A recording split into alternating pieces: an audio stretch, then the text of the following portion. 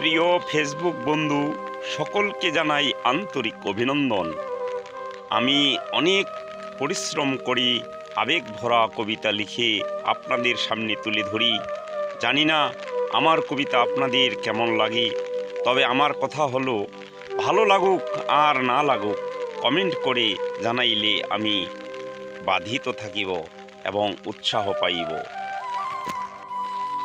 তাই কমেন্ট করে জানানোর জন্য সকলের কাছে অনুরোধ রইল।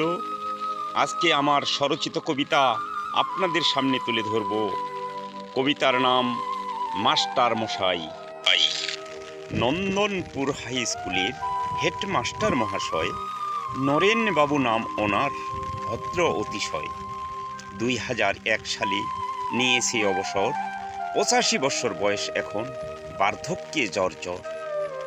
পুত্র কন্যা শিক্ষিত বটে, চেতনা শক্তি নাই, নরেন বাবু অসহায় আস, অর্থবিহীন তাই। পুত্র আর পুত্রবধূ করিল তিরস্কার, বাড়ি থেকে নরেন বাবু হইল বহিষ্কার। ধীরে ধীরে রাস্তায় চলে হাতে নিয়ে লাঠি, মনে মনে ভাবিতেছি কোথায় গিয়ে উঠি। অসহায় নরেন বাবু ভেবে না পায় কুল, এতদিনের যা ভেবেছি সব ভাবনাই ভুল। এমন সময় এক ছাত্র দেখিয়া রাস্তায় প্রণাম করিয়া কহে, ছাড় চিনেছ আমায়? দুর্বল দৃষ্টিশক্তি ওনার, না পারি চিনিতে। আমি সাগর, এখন ব্যারিস্টার, আপনার কৃপাতে। স্যার, কি সেবা করিতে পারি বলুন না আমায়? কোন সৌভাগ্যের ফলে দর্শন করাইল দেবতায়? সম্মান করিতে রক্ষা, সাগরের মাথায় দিল হাত। চিরসুখী হও বাবা, করিলাম আশীর্বাদ। এবার আমি আসি বাবা, তুমি যাও ঘরে।